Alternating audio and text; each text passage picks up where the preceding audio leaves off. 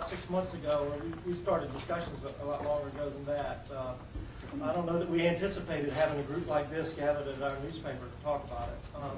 We're going to start tonight with a quick PowerPoint, and really that's just to refresh people on some of the reporting that we've done. Greg Barnes, here at the head of the table, is our lead reporter on this, and he has gained a great deal of knowledge in a short period of time about programs all over the country that we think, we certainly don't think they dictate any programs that we should be doing, but we hope they inspire ideas about ways Fayetteville can respond to its own set of issues and concerns. So without more ado, I will turn off the lights on this end. And,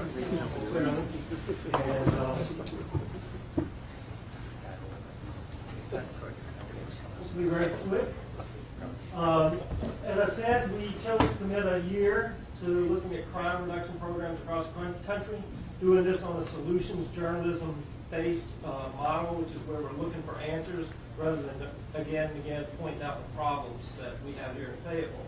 I'm sorry for you who have it to your back when you turn your neck.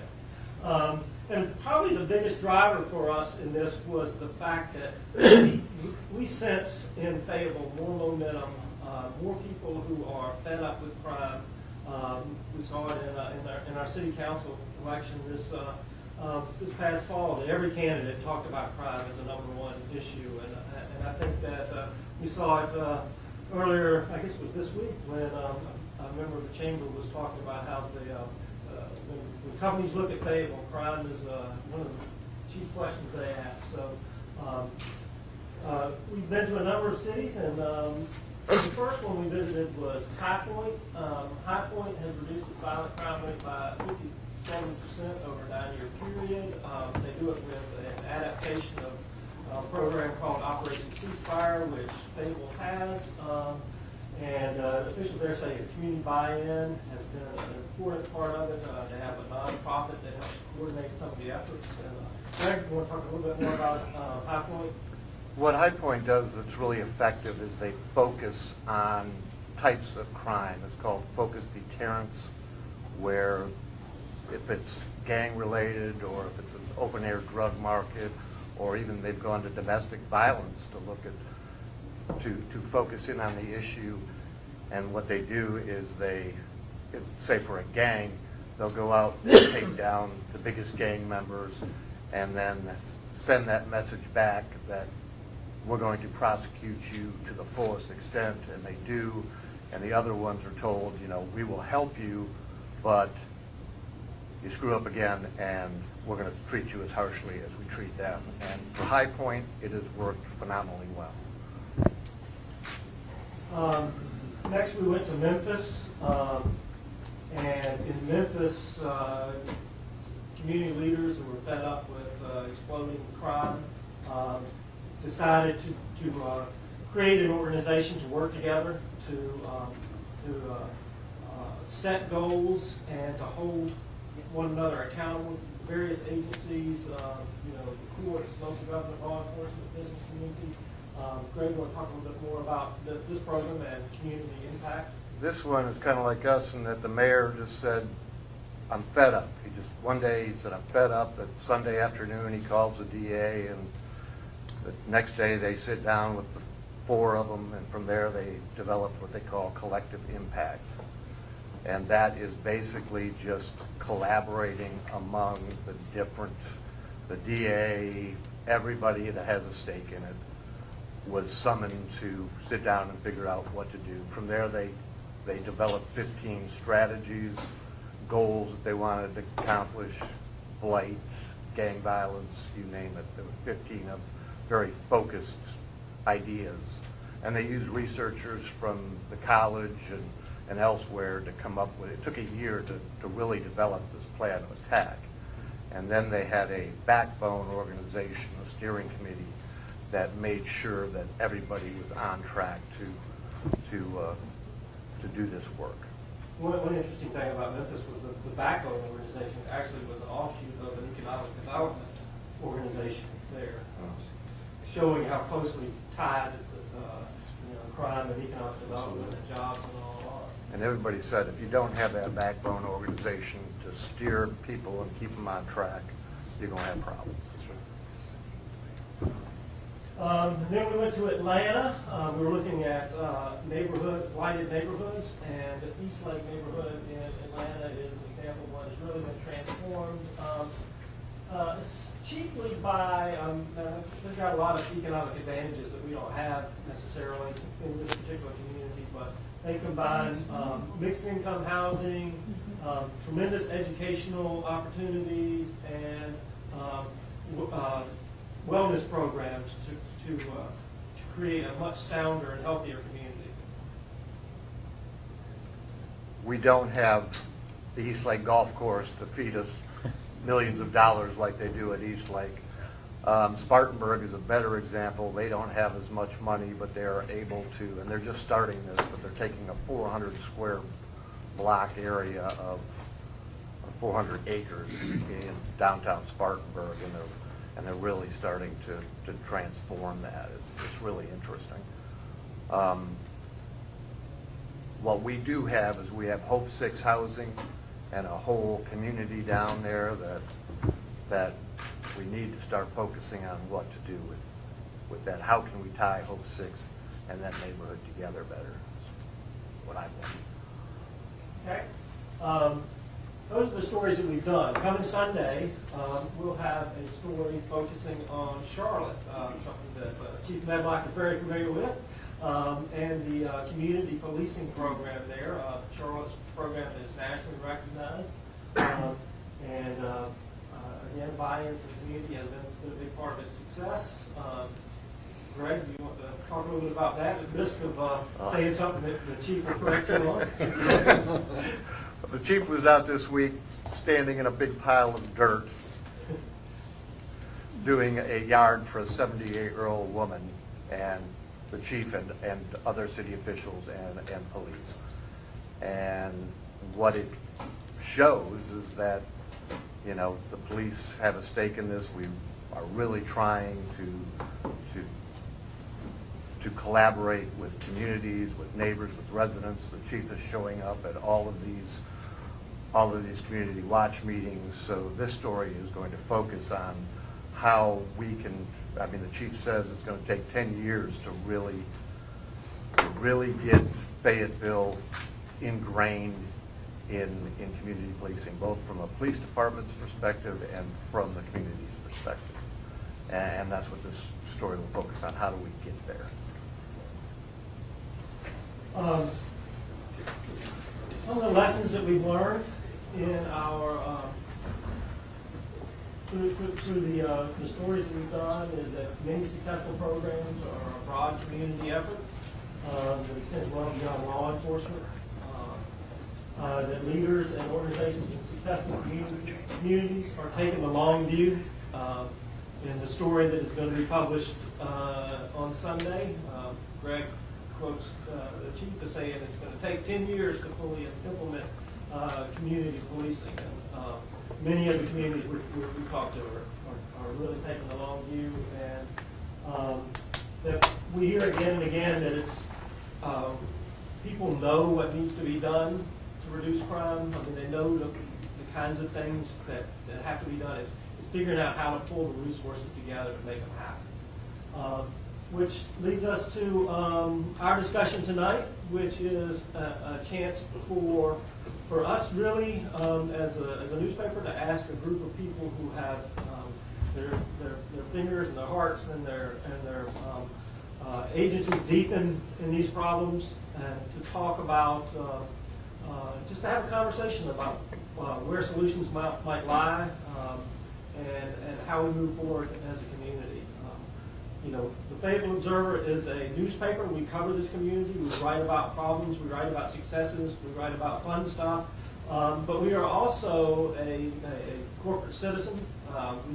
We live and work here, and we're proud of and part of this community. So we feel like this is a conversation that we are deeply engaged in. Just a couple of guidelines. I want us to remember this is a conversation and we want to have as much participation as possible. I want to, I'm going to kind of guide it just slightly. I think that there's some, we want to cover a lot of area. So there may be a point where I say, why don't we move on to the next question if we just feel like we're caught up in one. I have some questions. I sent you a longer version of these questions in emails that I've sent you over the last few weeks. I don't know who remembers them and who doesn't, but so I think we'll start with the first question here. How does crime impact Fayetteville? And with that, I'm going to turn the lights back on and I'll have to Mike, I'd also point out that our camera's here, and this is being broadcast live on the newspaper's website and also on WRL.com. Yes, we're live streaming. Glad you mentioned that. Yeah. And Andrew Barksdale, most of you know him, is taking notes, and we will have this will be part of our package on Sunday, some coverage of this meeting. So please, let's talk. You know, I need to start at the beginning to some extent because it was last summer or sometime that our illustrious Chancellor, Dr. Anderson, spoke to the Alliance, Downtown Alliance, and he brought the point up that here we sit watching crime and we're doing nothing. And I heard his comments in the newspaper. I read them. And I called Tim and I said, Tim, I'm going to do an article, an editorial. And I didn't know he was on vacation. And I said, I need your help. I need you to publish this because it's a call to arms. And he did that. And then I want to share with you that last week at a banquet, Dr. Anderson again hit this nail on the head because he brought to our mind how this community mobilized when a small child was sold into slavery, raped, and murdered. And we rose up in indignation, and we rose up and came together as a community because we were appalled that this could happen in our community. And he said the other night, this is a call to arms. We have got to step up, all of us, and be people who are willing to do something about this epidemic. I don't say that publicly because I don't want to scare the public. We're in crisis mode. How does it affect, how does this crime affect Fayetteville? In every way possible. Economic development. We've got citizens who are afraid to go to the mall at night. We've got citizens afraid to go to the mall in the day. We've got all kinds of problems. We've got children who have lost their guidance, and at 11 o'clock in the morning they're in the mall doing nothing, profane, all of these kinds of things are going on. And we need jobs. That's how it impacts. Because if we put them to work, they don't have to steal. Okay?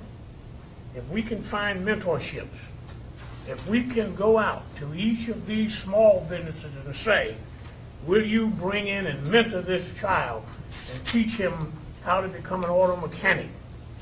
We need to find the resources, the money, to subsidize those kinds of programs. And I haven't met the child who wouldn't rather work for an honest dollar than steal. Because the alternatives in getting caught for stealing are not good. And so he would rather work. I did, you did, when I was a boy. I collected soda bottles. They were 2 cents a piece. Right? We have got to get up and stop talking about it and start doing something about it. We've got to find the resources, public and private, because it's an investment in the future of Fayetteville, and more importantly, it's an investment in our children, and we're failing them right now. Thank you. Well said. I'll go. Yep. If you don't mind. 30 years ago, I started in the Chamber of Commerce business in Dayton, Ohio. And at that time, economic development was largely determined by how competitive a community was with the offering of incentives and those kinds of things. That has changed dramatically. Our industry has changed in such a way that the decision for site locations is based almost entirely on the livability of a community. And it's something that we have seen coming for maybe the last 3 or 4 years, and it's recently been confirmed by leaders of the industry. More and more site selectors are judging their long list. The communities that make the long list are those that probably are best positioned to attract employees, and the companies tend to go to where the workers are. So what we have seen is, in fact, I think at the council meeting, Russ Rogerson, our economic developer, made the comment of a company that had considered Fayetteville, and we almost hesitate to answer the crime question. It typically always comes up, and when it does, we often don't hear from that company again. However, having said all that, many of those companies know more about this community than some of us in the room do. They follow us for a long time. They track our statistics. I started here in 2008 by saying I don't think our crime statistics are correct. I don't know that the entire population that impacts our crime is counted in the crimes per capita number that's published by the FBI. That argument only goes so far for so long. And those companies want to make sure that they have the ability not only to locate their senior level executives in a community, but also come to where the brain trust wants to be. So it's a challenge for us. And I think that we would all agree that it's probably job one, improving the overall livability and the community pride that exists here over a period of time is job one for us. One thing that's become apparent to me, and I'm not a Fayetteville native, I've been here for 22 years, that almost makes me a native in such a transient community, is that Fayetteville really has to do better than the average in order to appear average. Because, one, when there are crimes in Fayetteville, when there's a high-profile crime in Fayetteville, it tends to be national news because of the Fort Bragg connection, and because people look at Fayetteville as sort of the hub of the military in the southeast, and also because of the reputation of Vietnam that sticks to us. I know I grew up in North Carolina. I lived all over the state. I had never come to Fayetteville before I had my first job interview here because it was Sodom and Gomorrah. And that reputation is tough to shake. And so, when we think about Fayetteville's crime, in the story that we're running on Sunday, Greg cites numbers that show that real inroads are being made, that crime numbers are dropping. And that's great, and that's going to show up over time. That's going to make it a more livable community. All those things are good, but we really, most likely, are going to have to do better than the expected in order to appear at the expected level. Mike, one thing I think is important. 10 years ago, we built a new jail. That was a must. I mean, it wasn't if you wanted to. We were under about a court order to do it. And we went to 568 beds. And we thought that was a lot of beds, of course, not compared with Raleigh or Charlotte.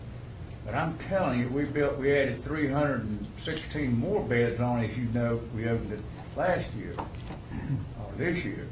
And we can't lock everybody up. People say, put them in jail, throw the keys away, build a fence, put them, it's so easy to just pass over this crime deal. There's no simple answer when you got young people that we've got. That jail, when I worked in probation parole for 30 years, we dealt a lot of bootleggers, older people, but today, that jail is full of mostly young, violent people. Not everybody's that violent, but there's a lot of, and women's getting to be. We got a lot of women involved up there too. But if we don't do something to meet the needs of this younger generation, and it's not going to be easy because we know the job market's not there. I know, just like someone said earlier, I sold papers at Fort Bragg growing up. I worked construction, worked in high school with Milton Edge. I went off to college. I'd come home and work down at the partial post. I mean, but we had jobs that we could get. But the young people, we're looking at a group of people that need some severe help. we had a little recreation house over at Master Hill where I grew up, and that little house is where Y.W. Howard had a summer program. He run a summer softball league. That's about baseball for young people and night softball. But I think if we don't do something to provide something to bring these young people under some guidance other than this drug culture we're having, and I know the chief about it, we've got serious problems with pills, now about heroin, and I mean it's just an ongoing battle. I was at the University of North Carolina on a football scholarship. I don't remember, and that was 50, 60, but I don't remember anybody smoking marijuana. But you can't say that today. Actually, you brought up a lot of the points I was thinking about is, I was born and raised here in Fayetteville, and then joined the Army, bounced around a bit, and then ended up getting stationed back here and coming back and now living. The reputation that Fayetteville has is national, and it's not good. Actually, Fayetteville still haunts us. And Every city I went to, somebody mentioned it. yeah, and granted, this might be, painting a picture that's, or trying to put flowers onto something to turn the opinion around. But when you start to come in, Fayetteville, and if you look at the avenues coming in, let's say people come into Fort Bragg, all right, then they want to go downtown. They're going to take Bragg Boulevard, or they're going to take Murray. You come down Bragg Boulevard, empty stores, it looks like crap. There's absolutely no landscaping, nothing that looks like any other modern North Carolina city. You go up to Raleigh, you go to Charlotte, things are landscaped. Things are actually very attractive. Fayetteville, not even close. It is an ugly town until you hit downtown. We have put all our money into downtown, yet our border has expanded well beyond. And we seem to keep concentrating money and resources into the downtown section. Fayetteville's got to be much more than downtown. Actually, think about the population that lives here. Not a whole lot live down there. And then it appears that the crime areas are starting in our I don't want to say satellite, but outer neighborhoods and all. But then when you get out there, what do you got to offer? And then, but back to the other section of just the appearance. When people start coming into Fayetteville, their first opinion of never being here gets reinforced by what they see. And then if you don't go down Bragg Boulevard, then you go down to Mert, and if not, then you go down Rayford Road, and it's on its way also. It's wall-to-wall retail, and a lot of it's starting to go empty. If you come in 301, you got a bunch of dilapidated hotels. It's everywhere that brings you into this town until you get to the downtown section. So basically what I'm saying is, if you're going to fight that reputation, then it's got to be a concerted effort. It can't just be, well, let's talk about statistics, that our statistics show that our crime is going down. Because businesses, when they come here, they're going to look and they say, no. It happened, I think, when we tried to attract a high-end hotel in the Fayetteville, and we took them to Bragg Boulevard, of all places. And if I remember the quote right, the guy looked and said, "You've got to be kidding me." That's not what he said, but it was sort of like that. So we won't shake the reputation until crime's going down, and it is going down, but there has to be something physical behind it. Yeah, our appearance is an important economic barometer, and the economy here, thankfully for Fort Bragg and the 40% of our GDP that comes from our military partners, that economic barometer is one that does not reflect truly who we are. This community is far better than we look. Can I add on to that? Absolutely. I've been here since 1978. I was stationed at Fort Bragg as a lieutenant. And I know where Bragg Boulevard is, 95 is, and there's a lot of roads for me to leave Fayetteville. And I chose not to. I chose to stay. Once you're here and you get to know the people in this community, you understand that we're bigger than the crime numbers. That's exactly right. And this is a mini Washington, D.C. This is a melting pot. We have people from all over the world who decide to make Fayetteville home. And I don't know that crime is any worse here than it is in any other city that's comparable to to our size. But the solutions there are solutions out there, and I think that's what this is all about. I think everyone at this table has decided to make Fayetteville home for some particular reason, and we all have the financial wherewithal to go wherever we want to live. But there's something about this community that people who call it Vietnam don't understand. And we have to take more pride in ourselves, and it's not the folks here at this table, it's in the community where folks have to take the pride. And we have the pride there. I guess it's my responsibility as a reporter to report that, the good things that are happening here. And I think it's all of our responsibility who's at the table to do away with that thought that it's Vietnam. I was at a convention not long ago in another state, and I was on the elevator, and the guy asked where I was from. I said Fayetteville, and that's what he said, Vietnam. But I immediately said, no, it's not Vietnam anymore. Fayetteville has come a long way. That's what it's going to take for the community. When we hear people saying that, to get rid of that notion that it's Vietnam, it's going to take all of us to speak positive about it. And I believe the economic portions of it is very critical. I see building all over Fayetteville, and that's a great thing. They had the job fair today, and as I was listening on the radio, they asked, are they hiring people or are they just here? And they said, no, we're actually hiring people. That's a good thing. But one of the things that I've focused on, not just solely on those who have felony records, but being a minister and in the community, I have people call all the time and say, look, I just want to earn an honest living. But I had a felony record, and it was over 20 years ago, but they can't get hired. So we're thankful for the efforts from the commissioners for banning the box, which I hope and pray that we will all push for that and get businesses to say, hey, let's give somebody a second chance. And we know there are some people out there that probably need to be locked up. But there are those who have made mistakes in life that need another chance.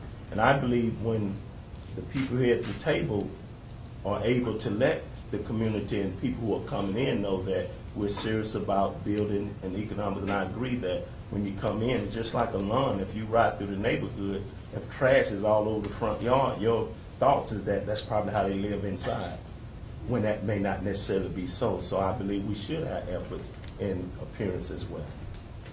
Well, many of the people at the table work directly with the crime problem on a day-to-day basis, or are engaged in efforts to work with people who are troubled. What do you see as the kind of key underlying factors or key drivers of the crime that we see in Fayetteville? If some people can speak to that from all kinds of perspectives. Well, generally, in most cities, when you see adolescents involved in crime, it's because there's no alternative. There's nothing to dissuade them from not doing it. And their crime is often connected to poverty, it's connected to gang affiliations or quasi-affiliations with gangs, etc. And I'll give you an example. I moved here from Albany, and we decided in Albany that the university there, SUNY Albany, State University of New York at Albany, was going to do something about that group, that particular category. And so we took kids who were truant, and we took kids who were in the alternative school, and we got kids who were in gangs, and we said, we didn't have a charter school, we just carved out a building on campus that we said was going to be given to these kids. We're going to educate them. Now, we had to have police there, often during the school day. We had social workers there. It was like a full-service attempt to get them off the streets and have them see an alternative to that lifestyle.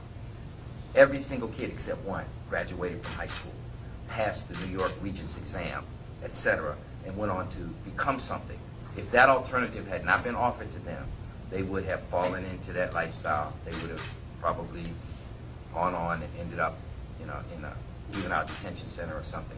So in our sphere where we can make a difference, and we can make a difference in education, and we can make a difference in retraining, working with Fayetteville Tech, working with, Frank Hill, etc. So there's some things we can do.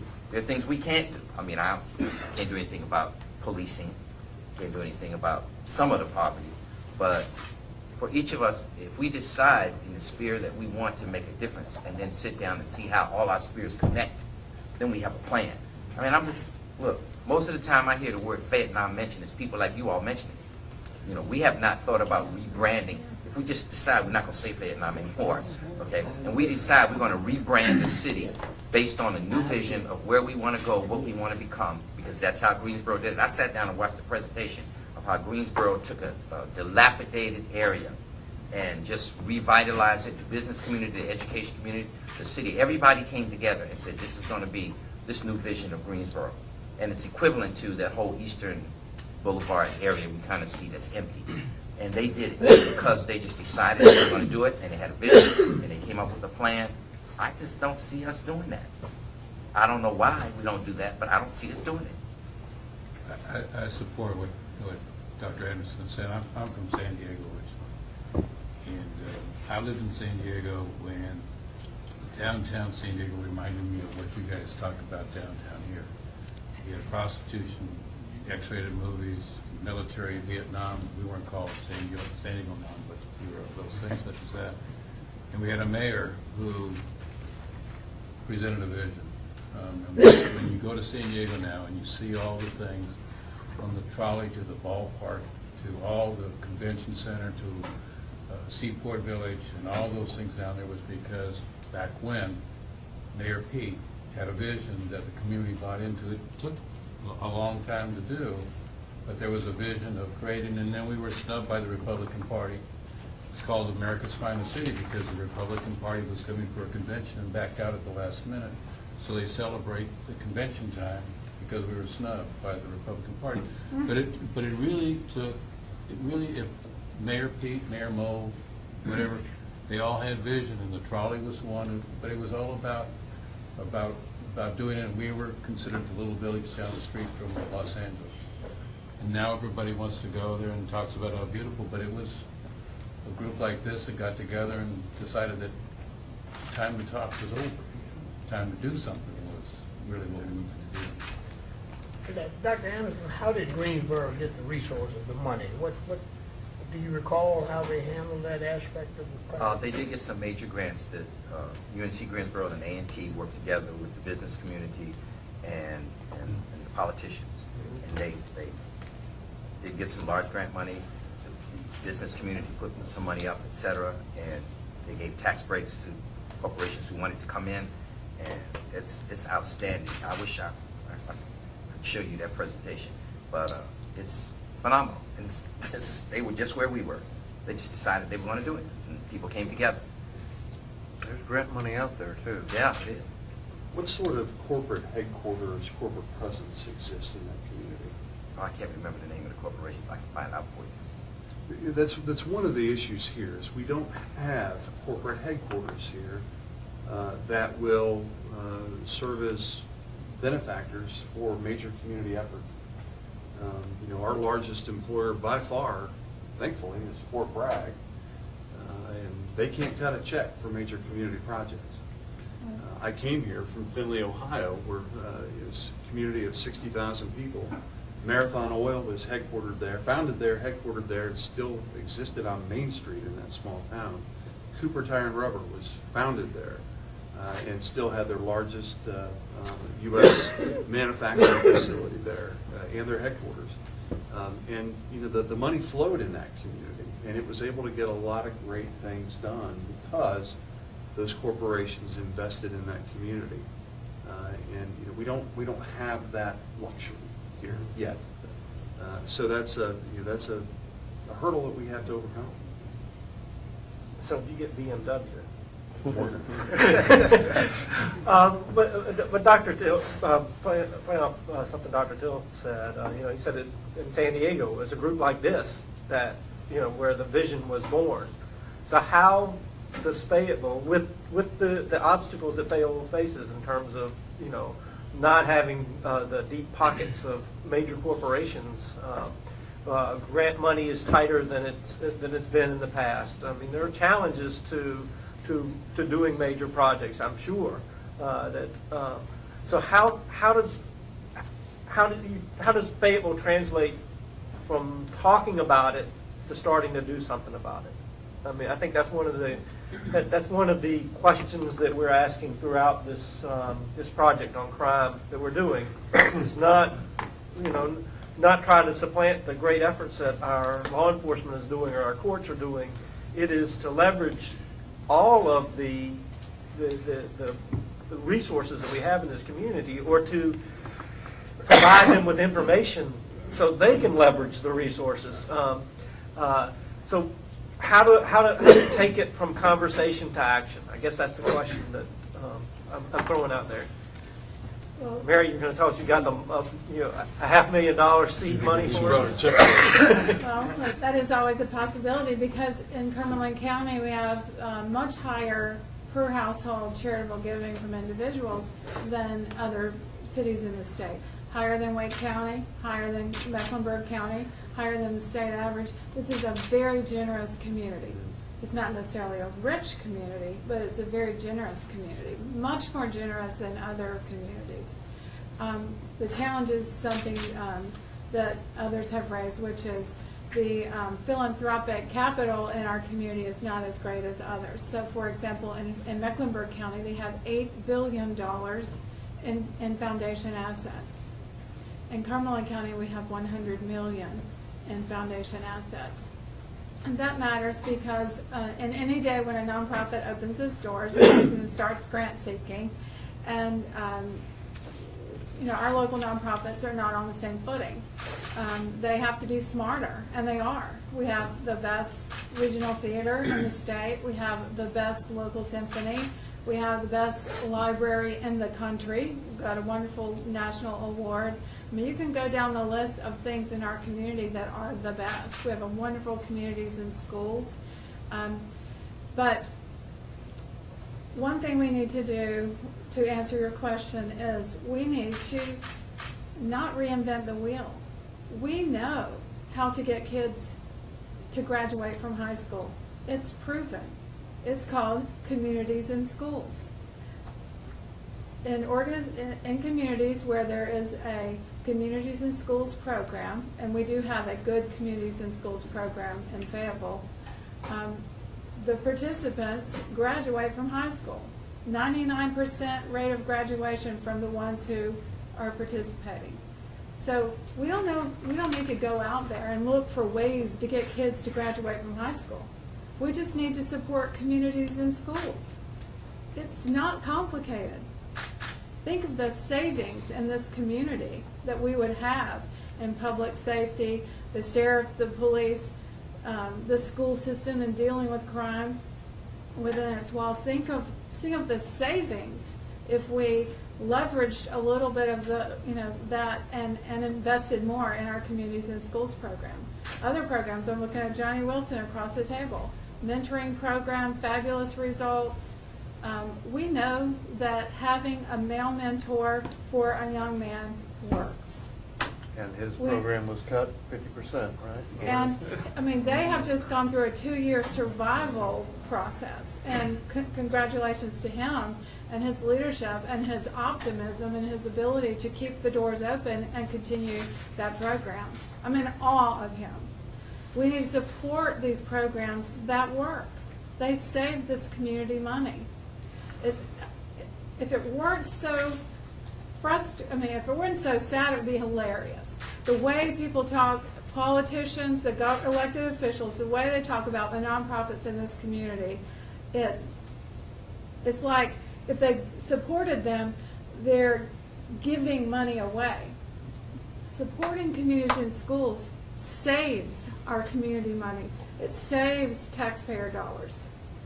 It's a national model that we're implementing here in our community. It's proven results. It's been thoroughly evaluated. It saves money. We should do more of it. We're very fortunate to have a superintendent of schools that supports those types of programs, allows them into their schools. But Communities and Schools is a private nonprofit organization that needs funding to be there. The Community Foundation, where I work, does fund communities and schools, but we have a lot of schools in this community, and we can't fund one in every school. But There's so many programs that are proven to get results in the area that we're discussing today. Nurse-family partnership, national model, proven results in reducing crime, reducing child abuse, and you know, the children that are the beneficiary of that model turn out, you know, to have more successful lives. National model proven, you know, if we implemented that in this community, we would save money. Other examples are Boys and Girls Clubs. I mean, we know this, our country knows that this model works. We just need to do it. We need to support these organizations. They save the community money. They're not fluff. They're proven models. I read somewhere a statistic that kids who drop out of school and get in trouble, and I don't know how you put your arms around exactly what I'm talking about, but the national bill is $462 billion a year. And not to mention all the sad mamas. Yeah, that's not I mean, the counting the emotional pain. cost of that. You know. But, you know, I thought it was interesting what you said about, you know, the local governments not seeing this as giving money away. Not so much your point, but the point that I think that sometimes these conversations become territorial, can become, you know, I'm protecting my my piece of the pie or my area of concern. So how do we move beyond that to say, because everyone here at this table, I am sure, has the same goal.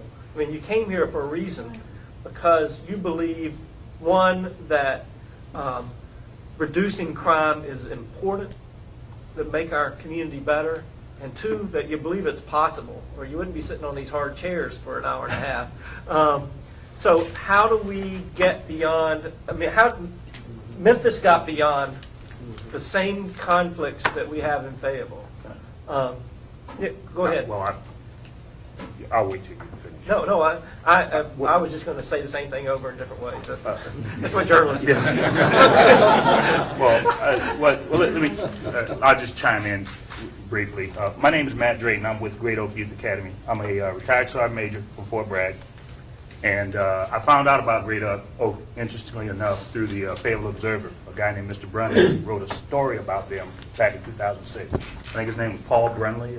Burnley. Okay. Anyway, so I immediately got in touch with Great Oak and started initially speaking there, you know, just kind of talking to the kids about keeping themselves straight. And then Mr. Washington and Mr. Merritt, they wore me down and finally got me to start mentoring boys. And I've been doing that. I'm on my third boy now. My first boy, he was a mess when I met him. He is getting ready to graduate from Pine Forest, and he will be going to ECU. The second boy I mentored, we could not get him on the same page. However, I do keep in touch with him, and I found out from a guidance counselor out at Overhills, where he's at, that he is doing well now. And then I'm currently mentoring a 14-year-old boy I've been with for about 4 or 5 months. What I will tell you, and the lady in the corner, ma'am, I can't see your name tag. It's Mary Holmes. Mary Holmes. Mary, I totally agree with her that mentoring works. I've seen it. I've seen boys come into Great Oak Youth Academy that will not look you in the eye. They couldn't speak. Self-esteem is below the roof. I mean, they just, and what I've seen in the 8 years that I've been with Great Oak Youth Academy is that a lot of these boys now we've got 5 or 6 that are in college right now. And these boys 5, 6 years ago, I mean, they couldn't even talk to you, wouldn't look you in the eye. So mentoring works. I totally agree with Mary on that point, that we need to continually invest in that. I think that we've been able to save a lot of young men. I think education with the parents is a key. One of the things that Great Oaks does is they have an effective parenting program that the parents must enroll in before the kids can be mentored there. So that kind of gives them a little bit of better understanding of it. And then the other thing, I just wanted to give you a couple of programs that I found out about through mentoring with Great Oak. And I just talked to Greg here about, one is called Blue Ribbon. Blue Ribbon is in Chapel Hill, North Carolina. The gentleman who runs that program came down during National Mentoring Month about a year ago at the annex downtown here, the school annex, and he gave us a program. Well, what Blue Ribbon does is they identify kids that are like in 3rd and 4th grade, and they pull those kids out and they put them in that program. Those kids are immediately taken to the campus of UNC Chapel Hill. They get to run around campus, go to the Dean Dome, they go to classes. So now these kids are in 4th grade, but all they see is college. All they know is college. So they think that's where they're supposed to go when they graduate. They're used to it.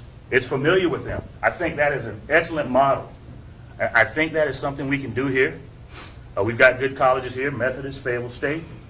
But those are the type of things that are very, very easy to do, in my opinion. Won't cost a lot. And yeah, you might have a kid or two, sitting in a professor's class, but that kid is getting something that it probably would not get otherwise. And then the other thing I want to talk about is a program I was asked to go down and speak in Hinesville, Georgia. The city of Hinesville got in touch with me, and they had a program called Tied to Success.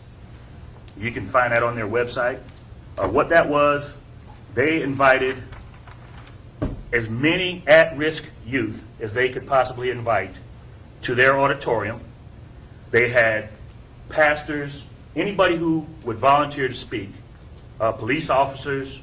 There was one police officer, he scared the kid. He basically scared most of those kids straight. This guy was big. He looked like LL Cool J. But he was just muscular, and he told them, hey, if you come see me, you're going to have a problem. But this program, they got like 200 or 300 kids to show up. Now, they did feed them. That's the one way to get people to show up. They had a catered meal there for them. But these kids came. They participated in the program. They were active in the program. And, I don't know the results. I have not done any follow-up. But they did get 200 or 300 kids to show up. So I will just say that I am positive that mentoring works because I've been doing it for 8 years. All these kids want is somebody to care, to show that they care for them. That's all they want. They want to see somebody that cares, somebody that shows that to them. And for the most part, I've seen a lot of kids turn their lives around. And then the last thing I'll say, the gentleman was talking about appearance, and I'll talk about that real quick. Any of you guys been to Savannah, Georgia? Yeah. Beautiful city. That's where I'm born and raised. And I was running around there in the 70s. There was one business on River Street. One. There was a guy named Captain Sam that would take you on a boat to Dufusky Island and bring you back. There was winos and just drunk people. There was one business down there. Well, Mayor Recycles came in and he started this historic downtown Savannah project. All those squares you see, we used to play cowboys and Indian in those houses. Those houses were vacant. So the appearance of the city is a big thing that I think has a lot to do with it. I live in Harnett County now, and the only reason I live out there is because of taxes. You pay half of what you pay here.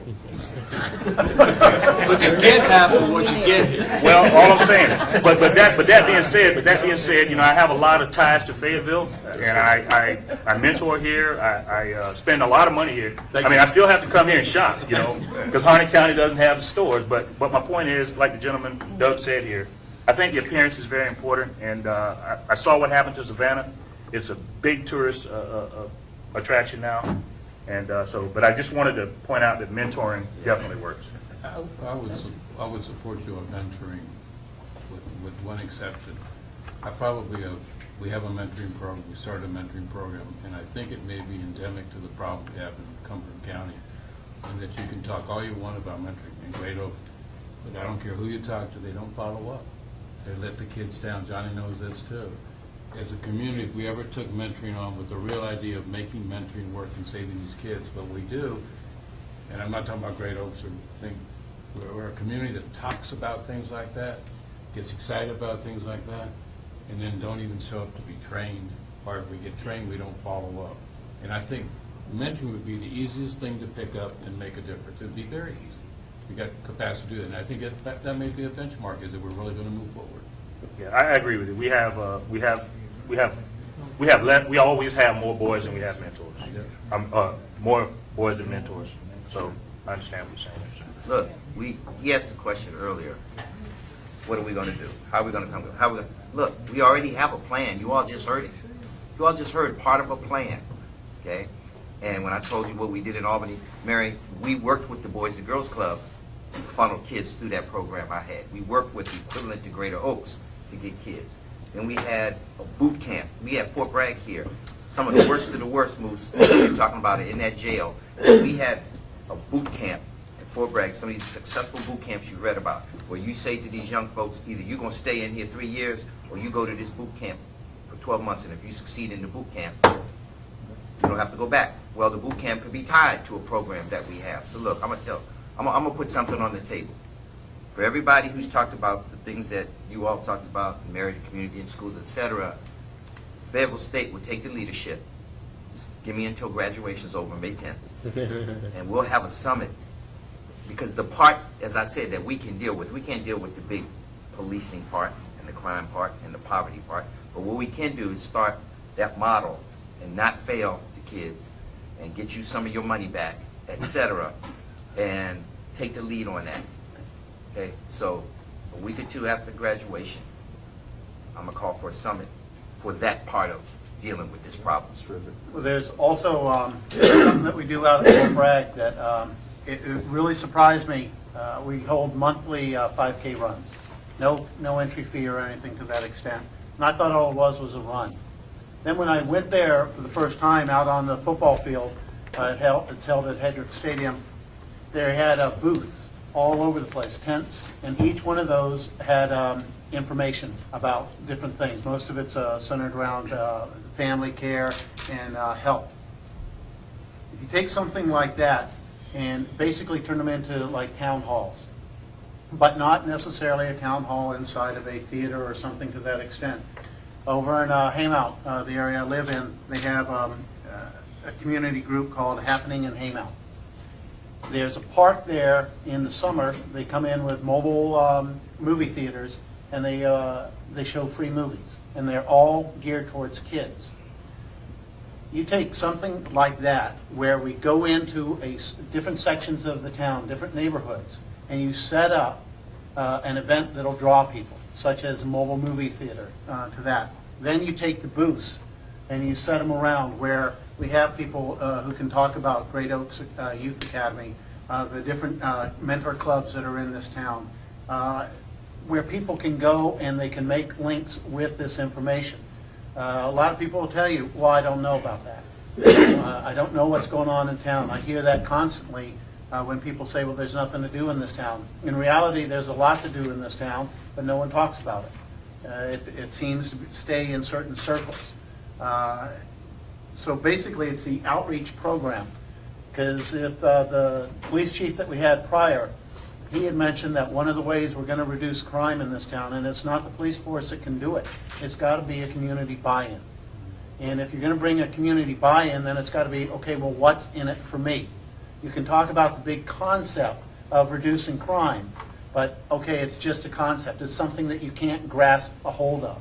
But if you go in with a community outreach program, where you go into the communities, and again, I guess the journalist in me is starting to pop out because I'm recycling my information, is going in and you just start bringing people in. You find something to attract them, you put the information there, you give them examples, and then you go in and you, again, it's got to be follow-up.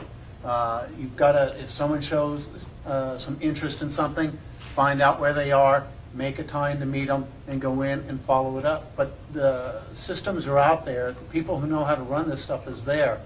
It just has to be corralled. And when you look back, it's really easy. And it goes right back to the basic of face-to-face communication. And I believe that's one of the things that we lack is marketing us. How do we market ourselves as a city? All of the great things that Mary talked about. How does anyone other than the people at this table find out about that? How does anyone find out about those programs you talked about? the jobs that we may have, all the building that we're doing outside of Fayetteville as well to attract. I'm not sure if we do it. I don't know. I'm asking the question. How do we as a city market ourselves to attract people about all the great things we're saying other than saying that's Vietnam?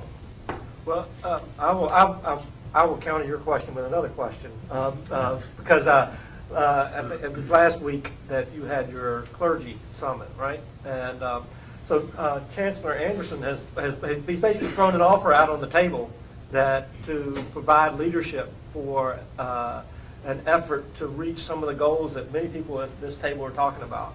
So, Pastor Rowden, how would you bring your efforts with the clergy? Because I mean, Chief Medlock was at that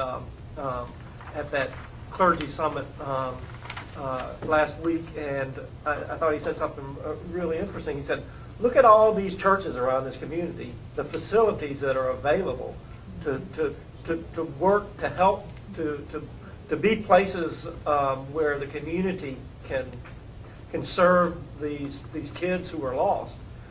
So how do I won't put just you on the spot. It's everybody. How do we respond to this offer? It's a great question, because that's one of the things we discussed is how do we start or where do we start assigning?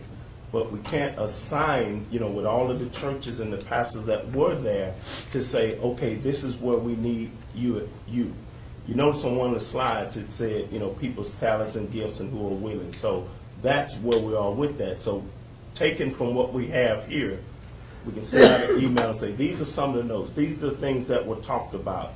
Where do you fit in? Where can you help us as a church? So that's one of the ways we could do it. But the church is just a small piece of it. Again, everyone here, you have the chancellor here, you have county commissioners, you have the mayor, you have all. So it's going to take all of us to channel in, and clergy willing to do their part. And they said they are, and I appreciate the energy. But again, that's a small piece to us coming together. Is most of our conversation about youth crime? Because there's a lot of other crime. Is the topic youth crime, or is it? No, that's the direction this conversation is headed. But I believe that's because that's where it starts. If we can get these kids young and mentor them, we won't see some of what we're seeing now. Because even some of the adult crimes, Chief and Sheriff, that somewhere in these young men's record or something happened along the way. So again, I really believe that that's where it starts, with that mentoring at a very young age. But there's so many others too. I mean, you've got reentry programs that we could strengthen. I mean, the list goes on and on. Well, there's crime against elderly people being called by people in foreign countries. I mean, there's a lot bigger piece of what the crime picture is. I think that one of the things that if we go back to the example that from our reporting, Memphis in their collective impact program, they didn't make a list of every crime problem they had. They made a list of things that they felt like they could accomplish, and they set out to attack those specific problems. And so knowing that there were other things that They started out with 15, and then 5 years later they did 60. Which is what Greensboro, you sharpen the vision. That's right. Let me ask, please. We have, it seems like we're planning to do a lot more of talking about crime, okay? I know the city and the county and municipalities are going to do something, I think it's April the 11th. Now, and before I could finish with that, this came. Mm-hmm. Okay, and now the chancellor's is volunteering. So I want to say that we know where we're going. We recognize that we've got a problem. You hit on something that really, really bothered me last week when you talked about our tax rate. Where do we spend our tax money? Last week we had an agreement, I'm Jeanette Council, with the school system. And we were putting in close to $80 million with the schools. Okay? But by the same token, we're spending 15 point something million on a new detention facility. And I'd be willing to bet you that at the center of everything, education is the key. The educational level of the people that are incarcerated for whatever reason is low. If we could garner all our resources and stop children from having children, I mean, really, you're talking about generational misconduct. You want to look at a grandma at 29? Okay? There's so many facets. We've got a multifaceted problem, and we know that. We know that. We're all concerned. I wish every penny of money that we had in the county, in tax money, and we're glad you come here to shop. Come spend some more. My wife will. Okay, thank you. doubt about it. And it's rewarding to see the people around this table. But one of the most rewarding jobs that I ever had in my life was working with the school system with parents. And one of the things I did with them was to take the newspaper, because we didn't have a lot to work with. And I love my newspaper. I love it. I hate it and I cuss it sometimes for various reasons. And there are those of you around the table who know that. But I love my newspaper. I could teach any subject using that paper. And I taught parents how to use the printed page to teach. And then we would come and go on tours, okay? And we did the trips. You had to do that to earn points to take your children. And if you cussed or you went to school and you cussed out the teacher, I'm talking about the parents now, then you got in trouble with me. I don't know, you know I'm nice and reticent and shy and everything, but not many of them wanted to come and talk to me. We've got so much going on in this county, in this area, that is positive. Until I know that you agree with me that we can't do it all at once. I love that piecemeal part of your story, Greg, one of your stories. You talk about taking a section, remember? And then you said something about Hope 6, but Hope 6 was not the answer because we had to go through and do some mixed development, remember? Because just purely Hope 6 won't work. But I want to know, when are we going to stop with all the groups that are talking about the crime? Okay? Though I applaud the groups that are talking about the crime. And let's take one thing, and do it. Who is the leader? Is it government? Is it clergy? Is it volunteers? Is it the newspaper? Is it higher education? Is it education? Can we answer that? That's the question. I think the answer is yes. I think the answer is, we've seen the enemy and it's us. It's us. You know, Amen. I'm getting old enough now that the limbs I go out are skinnier and skinnier, so I'm gonna go out with a skinny limb. But you all know the secret to getting anything done in the world is relationships. It is personal relationships. One-on-one. Doesn't matter whether you're on the golf course or at church or in a mentoring relationship, it's learning to trust and work with people in a way that people take care of each other. Mm-hmm. That's what this conversation is about. It's about the people around the table, the people in the community, making it cool to care again, making it cool to invest in each other in a way that grows the quality of life in the county, not just the city, but countywide, because a lot of municipalities have many of these same problems. So if you'll allow me, I'm not going to speech, but I want to talk about 5 Ps in this conversation. I sent Greg a piece this morning on a community-based prevention plan that really is sort of evidence-based or science-based, and it has a lot of programs Mary talked about. So, I mean, we really do know how to do this. It is not rocket science if you use empirically supported programs. But the problem is we tend to drop into problem-solving mode and start talking about fix-its before we think about the infrastructure and the solution to make those things go. And the solution really is around creating this sort of backbone or this collective impact framework that county, city, clergy, nonprofits, the volunteers in the world, the military, there's an agreement on what that looks like. There's a governance structure that gets set up. There's a clear expectation around what the budget and the funding and the outcomes and the data systems that drive it. It doesn't have to be a new thing. It can be leveraged off of a community foundation. It can be leveraged off of something at Fayetteville State. I mean, Dr. Anderson consistently throws his hand up there to lead these efforts in the community. There are lots of ways to do this in a collaborative way, but it takes the political and financial will to make this happen. It is a very simple equation. The second P in that equation is passion. People have to care, and they have to sustain the caring.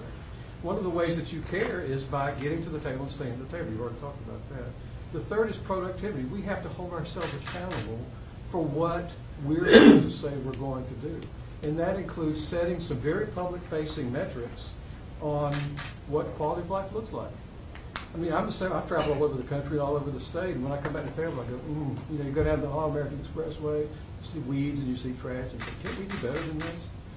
Part of productivity might be, and don't shoot me, guys, but maybe one of the things that the county commissioners and the city council does is each year in their strategic planning process, they create a quality of life matrix that puts data sources in place, and then you strategically plan and budget for quality of life. You define what that looks like. And those things are complementary across government systems that include the input from the private stakeholders or this backbone organization. The fourth thing is persistence. People have to stay at it. This is not a short-term problem. You know, you got to invest in the long term. And the last thing is, this isn't about top-down. This is really about bottom-up. There has to be a place for everybody. It's not just, you know, the corporate resources are really, really important. But the most resources we have in this community are human resources. And we've got to find a way to marshal and reinforce that. You talk about mentoring programs that fall out. Well, some of the innovative mentoring programs around the country use incentive systems to engage those mentors and the proteges or the mentees. You know, there's a lot of controversy about whether you pay mentors or not, but the reality is if you create systems that reinforce good mentoring, more people will get engaged and do it. And so I just want to challenge you. I want to challenge you to find a way to think about this not as government or as business or clergy separate and apart. This is, as Dr. Anderson pointed out, all part and parcel of the big 60,000-foot question about what this backbone structure needs to look like.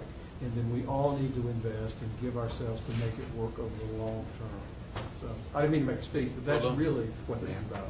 Yeah, thank you. You know, Pastor Rowden said something a little bit earlier about pieces of the puzzle. And one of the things that Dr. Council had referred to, again, earlier, was the Safe Street Symposium that's coming up on April 11th, in which hopefully the pieces of the puzzle will be divided and then brought back together. Because what Dr. Council and I had discussed is trying to get everyone to take ownership. That goes back to the collective impact piece. And do just one thing different. And that's the challenge that those of you who got invitations to this, hopefully you'll bring to the table. If you haven't received your invitation, let me know before the night's over.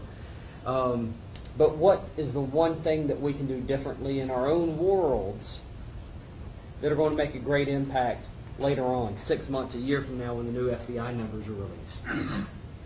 3 years ago, Fayetteville was ranked 17th worst in the country, crime. Last year we were ranked 14th worst.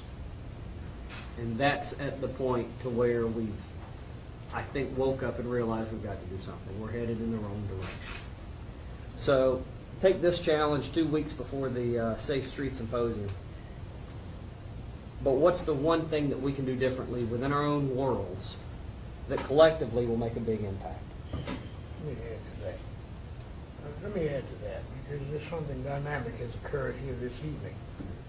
A couple of years ago, and I'll be brief, a couple of years ago, we had a tornado swept through here. And this community mobilized. This community came together. And I went down to see what was going on. in the Lowe's parking lot on Skybo. And Red Cross and other people had things set up, and people were bringing brand new clothes and cases of food and big water jars, and people were putting $100 bills in it. And I went home and I called an 86-year-old friend of mine, and I said, man, they got it going on. And he said this to me. He said, what are you going to do? I said, what do you mean, what am I going to do? What are you going to do? And so he challenged me, and that weekend I sat down and I got on the phone. And I called a truckload of people and got almost $4,000 in pledges. And every one of those pledges came through, and I gave that money to the Salvation Army, Baptist Men of North Carolina out of Cary, and Simon Temple, who was feeding victims of that every day, as Pastor Thompson said, for as long as it takes. Okay? Something dynamic is happening here tonight, and that is Dr. Anderson has stepped up and said what he is going to do. The question now is, what are we going to do? The impetus has to be with us. Each of us. This thing has to be personal. That's what it has to be. It has to be personal. I'm sleeping with a Ruger 40 on my nightstand at night, and I don't like that. A Ruger 40 is a... Ruger. Tell her what it is, Chief. Show her what it is. But here's my point, I'm going to shut up. I'm prepared to do something. I'll go door to door to businesses if necessary and ask for funds to help us do this. I certainly intend to put forth some kind of initiative in the city council for some funds in our forthcoming budget, district attorney, all right? Each of us has something to offer. Each of us at this table has something to offer. It is time. When we go to the summit on 11 April, I'm hopeful that I'll see everyone there that's in here right now, but I hope that you will come through the door knowing exactly what you're prepared to contribute to Fayetteville, to this community. And we're not just talking about Fayetteville. We're talking about Hoke, Harnett. All right, I'm with you. Crime knows no boundaries. It doesn't stop at the Harnett County line, you're right. I think each of us has to come in that meeting with a notion, Sheriff, and an idea of what we individually will contribute to this problem. That's the challenge. One has already stood up and said, here's what I'll do, Dr. Anderson.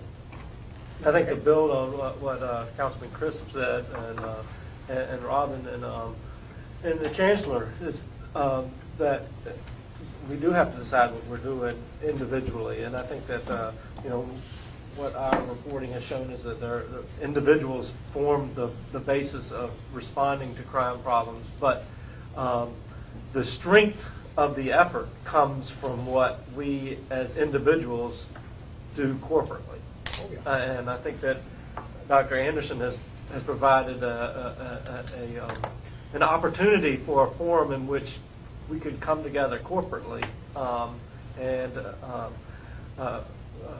Robin Jenkins has talked about how that can happen structurally. So I think we've got about 10 minutes left here. So maybe we could talk about, how does that sound? How does that work? How do we respond to the challenges that have been presented in this hour and 20 minutes? And let me add one more thing. How do we sustain it for 10 years or more? Because we're brilliant in this community at rising to an occasion, like when a tornado hits or anything like that. We're brilliant at that. Extreme makeover. We drop extreme makeover. We drop everything. We go. We run. We help. We try to solve the problem, and then we within months we wander away, and the problem is still there. We need to commit to this for like a decade or more. How do we do that? How do we build a structure so that we're sure we can do that? Well, Tim, it has to be linked to the structures that are going to be here 10 years. Okay. I think we No need to define disrespect the to question extreme makeover, first. but that was just a flash in the pan. But look how the And it was community stepped commercial. up for that. Yeah, but that was a one-day thing. Now look how it's fallen. It was You know. easy to come Yeah, in it was and easy. check It was the easy to box. do. But, I mean, I think People did it. before Y'all a got group of people and community organizations can move together and get a result on something, you have to define what the question is and, what part of crime are we going to focus on together? What is our priority? If most of the conversation has been related to youth, you know, I would say, if that's the question, you know, how can we reduce crime, or how can we improve outcomes for our youth, or reduce crime among youth? If that's the question, then there are proven models to answer the question. We don't have to make it up. Okay, we need to say, what are the best proven models for doing this, and then do that. This is, you know, if that's the question, how to keep kids in school instead of joining gangs, we know the answer to that. There's proven programs that do that efficiently. They have national models to follow. If that's the question, I mean, right? We were invited to come talk about crime. You know, if we're going to focus on something and get measurable results, we need to find the question. And one of the things at the clergy summit, one of the ministers asked or stated, why don't we just focus on one thing? But this thing is much bigger than one thing. And I understand what is being said, but with the number of people at the table, those assignments, like the chancellor took on a piece, someone can take on another piece collectively. I'm not sure if we can focus on one piece, because all of it is important pieces. And yes, if it's just the youth, then we need to focus on that. But where does the economy come in at? Where does other areas come in at? So I believe that's the question as well. You know, how many pieces are there? How do we lay a strategy out to approach each piece? And that's why I am right now is, you know, how many pieces are there? Because I know that it's more than just one piece. Yeah, I think what Pastor Rowden said is right. And, you know, Greg, you and I talked kind of before you wrote the articles, and you wrote the articles. And I think it's pretty clear one thing we didn't really debate about was that the Memphis model appears to be what would work here. I mean, as much as I would like us to, we don't have an East Lake golf course here, you know, and we don't have a new medical school here like they did in Spartanburg. With all respect to Operation Ceasefire, we have a good ceasefire program here, but I'm going to plagiarize from the chief, and the sheriff also said there's not a silver bullet to solve all of crime. So Operation Ceasefire is a piece of the puzzle, but that one thing is not going to solve the problem. But I think Pastor Rowden's right. I think we need a representative from each stakeholding group, and we almost have that here, set some goals, and then the one thing I saw in the Memphis article was the follow-up that they did. Were they reaching those benchmarks and continue, like the chief said, you know, that it's going to be a 10-year process. So, I mean, the law enforcement angle is the sheriff's responsibility, mine, and the chief's. And I won't run through all the ideas we have for that. Nat, we're going to hear a lot of those in 2 weeks. You know, each of us have our own individual thing. But, you know, if you can kind of put a couple different groups together, we've got the nonprofits, we've got the pastors, we've got the school system, and all that. Get a list of priorities, and each one work on the priority that they can do something about. You know, so I think we're on the right path, but I think that's kind of what I've got out of this at least, and it's been helpful. One way that we can help at Communicare is that we're sort of grounded in the community with the planning and the resource development and those kinds of things within that juvenile system. And we can help you with giving you some of the data, some of the resources that we already have, some of the mechanisms that are already in place. And that might help to formulate the questions about where you want to start with. And that's what they did in Memphis that was so effective, was they used research from the colleges, from groups like Communicare, to define the goals that they wanted to do. And then once they got this backbone group together, then they started to implement them. Yeah. But Yeah, I don't know the degree to which we in the city have used our criminal justice program. We have one of the top programs in the country. We work with it. But I'm going to have them writing grants, because if you write 20 grants, you're going to get one. Yeah, All right? that's right. And we're going to write a grant to be part of this piece that I'm going to take on, and I'm going to get them really involved in that. But I throw it back to you all in the sense that, okay, I and some others are going to do our part for that category related to education that we can't. Now, we need you all to step up for the area of responsibility that you might have, whether it be Doug, you lead in the group related to economic development, et cetera. But if you don't do that, it's all going to fall apart. I came here prepared to make that commitment. It's all going to fall apart. I would also support what Robin said. I think from where I sit, there are a lot of groups out there, and Mary called out a lot of them are out there making a valiant effort. Some are represented around this table, and I think that with just a call to action on that part, they would be a part of it. And I think Robin's point about the grassroots, there's already a group of people out there that are working, and probably their frustration is there's no tie to bring them together to allow them to push in the same direction, because they want to push and they want to make a difference. And I think some of the frustrations that I see in the community is that people want to push and they don't get a chance to push, and then somebody starts a new initiative. And so then they say, well, obviously what we were doing, your point, Tim. But I think if you look at Boys and Girls Club, Girl Scouts, a whole bunch of stuff. I understand Big Brothers, Big Sisters coming to town. There's a lot of good things coming.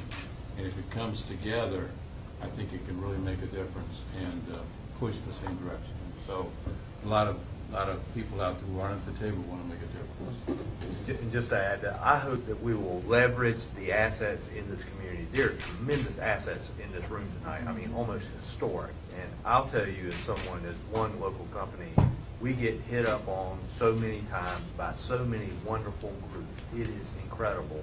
We don't need more groups around here, I would say.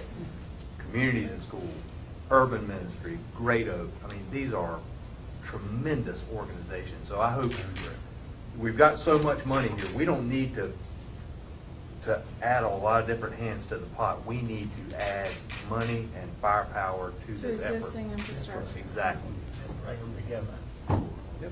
And somebody, some organization, some group, some individual, call it a crime czar, whatever, somebody who's going to hold everybody together, coordinate their efforts, and when necessary, put feet to the fire.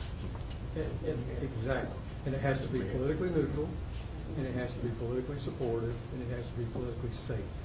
That governance model that sets that up, like in Memphis or wherever, Strive in Cincinnati, wherever you do this, it has to be something that people, it's a public-facing thing where people see the accountability and the results.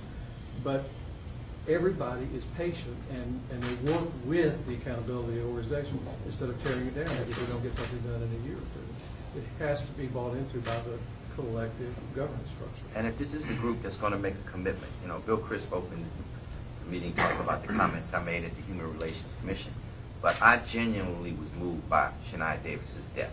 And I said, I'm never going to let this happen again to the degree that I can. I just decided that's what I'm going to do. I said, and if it means taking back this community inch by inch, block by block, quadrant by quadrant, I said, then I'm going to find the people that want to do it. The rest of the people, if you don't want to, that's fine. But there's going to be a group of people that are going to roll with me, and we're going to take this community back and never let something like that happen again. Or an old person being beaten, etc. I mean, every time I read somebody gets beaten and robbed in a Walmart lot, I said, that is so easy to deal with. That is easy. Control Walmart lots. Yeah. If you own Walmart. Huh? I said if you own Walmart, it would be easy. Yeah. That's right. And that goes back to everyone taking ownership. That's it. Making that personal commitment. Yep. Incidentally, that Ruger is registered, Sheriff. I've waited patiently till we get close to the end of time because I know many of you know I could probably be the most long-winded person at this table. But everything that we've heard tonight has been tremendous because all of the resources around this table and in this room is amazing. And Mary said earlier and the Chancellor said earlier about us at Urban Ministry and the Find a Friend program, how we've taken all of this funding cut from the state and government federal level. And the reason that we've been able to continue doing it is because of you all at the table. Folks still being able to donate to our cause, folks still giving up our time, and that's what you all are giving tonight because we're all saying that we're committed to giving our time and giving responsibility to this initiative because, folks, you hear folks say all the time, I just can't find time. You're never going to find time. You got to make time for what you want.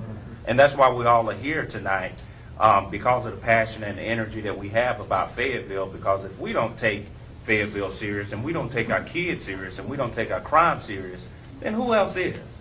Who else is? It would be a ticking time bomb. In the past 2 weeks, Urban Ministry, we have partnered with the Chancellor's Wife to do a lemonade initiative with our kids. Chief Medlock and his men doing a beautification project at a home in the community. Dr. Teal, his technology guys, to do a community an initiative with our kids and parents. These are resources and relationships that equal reality, what's going on in Fayetteville. And as long as we continue to come here together and talk about it, but then when we leave here and be about it, we can take it to the next level. And I'm proud to be a part of this, and I'm willing to continue doing what we're doing, as it's a small piece, but with you all together in the room, a part of that process, we can make it monumental. Let me add, can I add something here? I've sat quietly and listened to everybody. And, WRAL is committed to Fayetteville in a very special way. We talked earlier about image of the city. Is this Vietnam? And it's not. I was in Linden the other day putting my finger through bullet holes in a house up there where one person was killed and 2 other people were wounded. As a reporter, I can't avoid telling the stories of what's happening in our community. But there are a lot of good things that happen in this community that WRAL is really trying to focus on. Now, a lot of stuff we talked, Tom, with the military, with military salutes.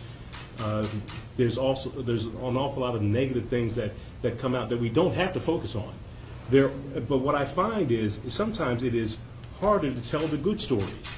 That when I go to a school to try to talk about a good story, there's barriers to bringing the cameras on or being able to make someone available to talk. The same thing at Fort Bragg. We went and we did the 8 Silver Stars today, but there are restrictions on who you can talk to and how you can show a person. So it makes it very difficult. I'm always frustrated to try to tell good stories. It's harder to tell the good stories. The bad ones, bullets, I'll be there. I just have to go where the crime scene tape is, and I'll stand the camera there, and I can see it. So the community really has to help us in telling good stories, and they really have to break down the barriers to telling good stories. We're committed. We are committed to doing had a that. Good News Bureau at one time. It was funded privately. You remember that, Charles? Yeah. The chamber was involved in that. Yeah. It's about Collected image. good news stories. It is about image, because just like right now, we are being seen worldwide on the internet, and this conversation is being seen worldwide. This is not just about the area that is here in Fayetteville. Everything that we do, there are cameras everywhere, satellites everywhere. It's all over the world, all over the country, instantaneously. This is not, we'll have film at 11. This is instantaneously talking about our community and presenting the image day in and day out. And it's not the folks at this table here, because we have a positive impression of our city and our county. But that's why we're here. But it's ingraining it and making sure that the image is talked about on West's radio stations, all the radio stations and television stations, and written about in the newspaper in a certain way. And it's our challenge to present the image of Fayetteville that we want to be depicted of the city. It's not Vietnam. It never has been to me. And I served at Fort Bragg. And let me just say one last thing here. My news director told me not to talk too much because I talk a lot. When you talk about imaging, you are looking at the product of the Boys and Girls Clubs of Philadelphia. 5 brothers raised by a father by himself in Philadelphia on the streets of in the 1960s. By any sociological standards, I should not be here. I should be on drugs or dead. We had a program called Project In, which was Interested Negroes. It seems like an old type name, but it was back in the 50s, and I got a chance to spend the day with a dentist, a black dentist. I got to spend the day with a black printer, someone who worked at RCA in Cherry Hill, New Jersey, who was an accountant. He gave me a slide ruler, and I went to Princeton University and hung out with black students at Princeton University. I didn't know there were black students at Princeton University. So when you see being on campuses and being involved and see that this is a possibility, your whole world changes. Absolutely. Your whole world changes. So I have mentored students, and I think my son Gilbert Jr. is working to mentor kids Yes, now. presently. So it is about giving up and raising your kids. And this is really about parenting, folks. We haven't talked about that much, but this is about parenting. Well, I don't want to cut anybody off who has something to say, but if otherwise, I promised you an hour and a half, and I try to deliver on those promises, because otherwise, no one shows up the second time. What I'm going to do, I think we heard a lot of, we had a lot of good ideas. We heard some people make some real offers to put, put their money where their mouth is, so to speak. I think I have everybody's email in here. I'm going to follow up with an email that will summarize some of the things we talked about, and will provide you with some of the key steps that are inherent in the collective impact process. So everyone kind of has those in front of them, and I'm going to encourage you to that email is going to go to everyone. You will be an email group, and I will encourage you to communicate among yourselves. Don't wait for me to send another email. We invited you here because we've done some reporting that we think is important and is meaningful to this community, but we're not the social service agency that's going to run this. We're going to continue our reporting on solutions to that other communities have found, or that are in our community and have barriers to growth and could expand and do much more. But I'm just going to, I guess my request is that there's been a lot of energy in this room, that we see that energy live on. I mean, I think that we're going to hear a lot at the summit on April 11th about issues and possible solutions in our community. Those can all be incorporated in the passion that we hear in this room. So I guess that sums it up. I'm very proud of what we've done as a newspaper, and I'm proud of the great organizations we have in this community. It's exciting to see the opportunities that are ahead. Thank you for having Thank you. Yeah, thanks to the good corporate sponsors of the Fayetteville Observer as well. So.